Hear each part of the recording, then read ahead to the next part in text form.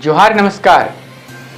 खबरें जो रहती हैं चर्चा में, खबरें जिस पर बातें होती रहती हैं, कुछ नवीनतम ताजा खास खबरों में से कुछ खबरों पर आइए नजर डालते हैं।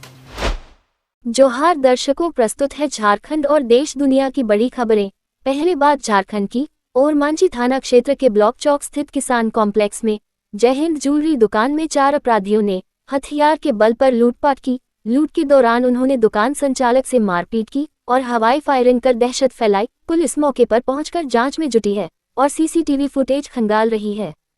पूर्व मंत्री आलमगीर आलम की जमानत याचिका पर अब गर्मी छुट्टी के बाद सुनवाई होगी, क्योंकि न्यायाधीश रिंगोन मुखोपाध्याय ने खुद को इस मामले से अलग कर लिया है। आलम को ईडी ने 15 मई 2024 को मनी लॉन्ड्रिंग के मामले में गिरफ्तार किया था। जांच के दौरान उनके आप्त सचिव संजीव लाल के ठिकानों से 32 करोड़ नकद, डायरी और कंप्यूटर बरामद हुए थे, जिनके आधार पर ईडी ने कार्रवाई की थी। झारखंड हाईकोर्ट की सख्ती के बाद जेपीएससी ने लगभग 7 साल बाद छठी सेवा डिप्टी कलेक्टर परीक्षा के लिए नया विज्ञापन जारी किया है। ये परीक्षा पहले 2020 में आयोजित की गई थी, लेकिन विवादों और कानूनी पेचीदगियों के कारण प्रक्रिया अधर में लटकी रही। अब हाईकोर्ट के आदेश के बाद परीक्षा फिर से आयोजित होने जा रही है, जिससे वर्षों से इंतजार कर रहे अभ्यर्थियों में उम्मीद जगी है। साहिबगंज में झारखंड सहायक अध्यापक संघर्ष मोर्चा के प्रतिनिधिमंडल ने मंत्री दीपिका पांडेय सिंह से मुलाकात कर स्थायीकरण, वेतनमान, मेडिकल बीमा और अनुकंपा नियुक्ति समेत कई मांगों से संबंधित ज्ञापन सौंपा। उन्होंने 2019 में मुख्यमंत्री हेमंत सोरेन द्वारा किए गए वादों की याद दिलाए और आकलन परीक्षा पास पारा शिक्षकों को नियुक्ति प्रक्रिया में शामिल करने की मांग की। संघ ने मानदेय वृद्धि, सेवा अवधि 65 वर्ष करने और सेवा से हटाए गए शिक्षकों की पुनर्बहाली की भी मांग रखी। झारखंड के जमशेदपुर में केंद्र सरकार के नए वक्फ कानून के विरोध में आमबागान मैदान में एक बड़ी सभा आयोजित की गई, जिसमें स्वास्थ्य मंत्री इरफान अंसारी सहित कई दिग्गज नेता और मुस्लिम पर्सनल लॉ बोर्ड के पदाधिकारी शामिल हुए। आयोजकों का कहना है कि नया वक्फ कानून मुस्लिम समुदाय की सहमति के बिना जल्दबाजी में पारित किया गया है और इसके 44 संशोधनों से वक्फ संपत्तियों की सुरक्षा खतरे में है। सभा संयोजक रियाज शरीफ ने इसे शांतिपूर्ण विरोध बताते हुए मुस्लिम समुदाय से संयम बरतने और धार्मिक संपत्तियों की रक्षा के लिए एकजुट होने की अपील की।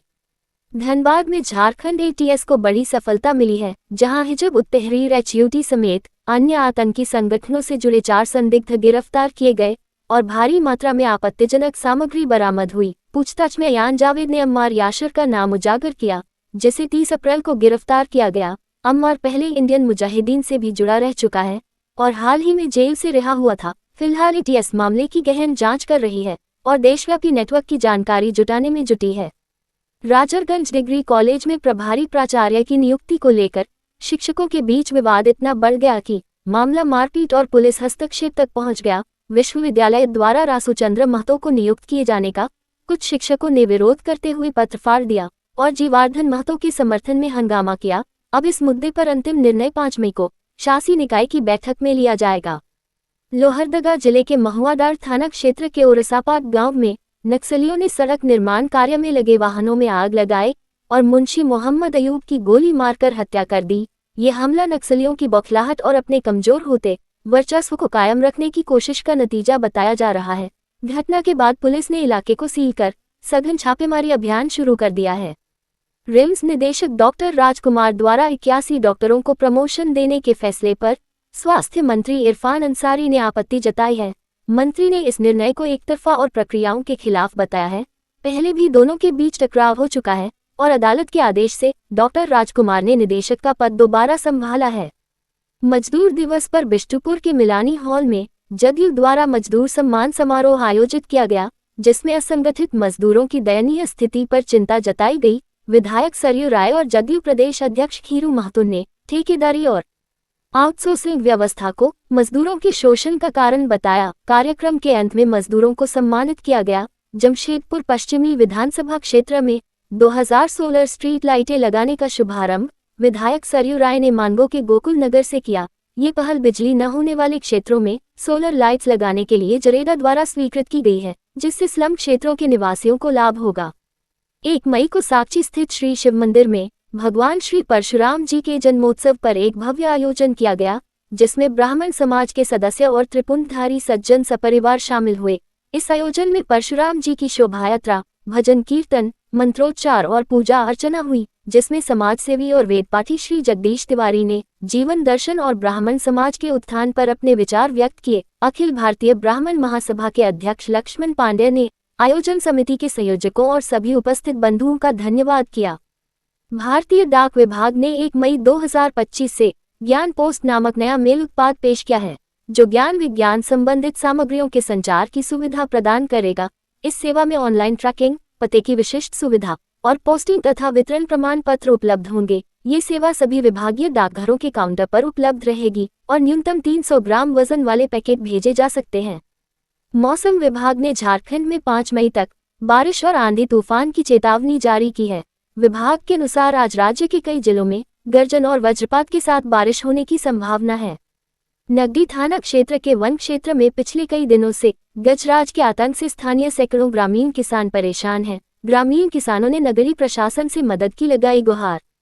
10 मई 2025 को रांची में ईस्टर्न जोनल काउंसिल की बैठक से पहले पुलिस उप महानिरीक्षक सह वरीय पुलिस अधीक्षक चंदन कुमार सिन्हा ने जिले के सभी पुलिस उपाधीक्षकों और थाना प्रभारी के साथ बैठक की। बैठक में अतिविशिष्ट महानुभावों की सुरक्षा, रूट लाइनिंग, यातायात व्यवस्था, विधि व्यवस्था और पुलिस बल की प्रतिनियुक्ति पर चर्चा की गई। वरीय पुलिस अधीक्षक ने इन मुद्दों पर पुलिस अधिकारियों को आवश्यक निर्देश दिए।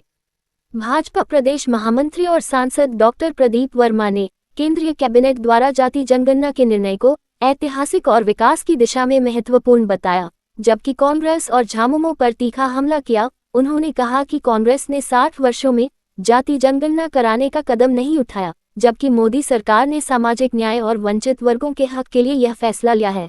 सरायकेला खरसावां जिले के झिमरी गांव की युवती रीता महतो के कथित अपहरण और जबरन धर्म परिवर्तन के मामले पर बजरंग दल के संयोजक रंगनाथ महतो ने तीखी प्रतिक्रिया देते हुए प्रशासन को चेतावनी दी कि यदि पीड़िता को उसके मूल धर्म में वापस नहीं लाया गया तो इसका गंभीर परिणाम होगा। अब राष्ट्रीय सुर्खियां। 1 मई 2025 से देश भर में 4 बड़े बदलाव लागू हो गए हैं, जिनका असर आम जनता की जेब पर पड़ेगा। एटीएम से कैश निकालना और बैलेंस चेक महंगा हो गया है। रेलवे टिकट बुकिंग नियमों में सख्ती आई है और वन स्टेट वन आरआरबी योजना 11 राज्यों में लागू कर दी गई है। साथ ही अमूल ने दूध की कीमत में 2 रुपये प्रति लीटर की बढ़ोतरी कर दी है। पहलगाम आतंकी हमले के बाद भारत और पाकिस्तान के बीच तनाव बढ़ गया है, जिसे लेकर अमेरिकी विदेश मंत्री मार्को रूबियो ने दोनों देशों से बातचीत कर तनाव कम करने की अपील की। एस जयशंकर ने हमले के दोषियों को सजा देने की बात कही, जबकि शहबाज शरीफ ने भारत पर उकसावे का आरोप लगाते हुए निष्पक्ष जांच की मांग की। अमेरिका दक्षिण एशिया में शांति बनाए रखने के लिए लगातार कूटनीतिक प्रयास कर रहा है। कांग्रेस की वरिष्ठ नेता और पूर्व केंद्रीय मंत्री डॉक्टर गिरिजा व्यास का गुरुवार को अहमदाबाद में निधन हो गया। वे गंगौर पूजा के दौरान आग लगने से गंभीर रूप से झुलस गई थी। केंद्र सरकार द्वारा जातीय जनगणना के निर्णय के बाद तेजस्वी यादव द्वारा इसे समाजवादियों की जीत कहने पर प्रशांत किशोर ने उन्हें समाजवाद की परिभाषा न जानने का आरोप लगाया।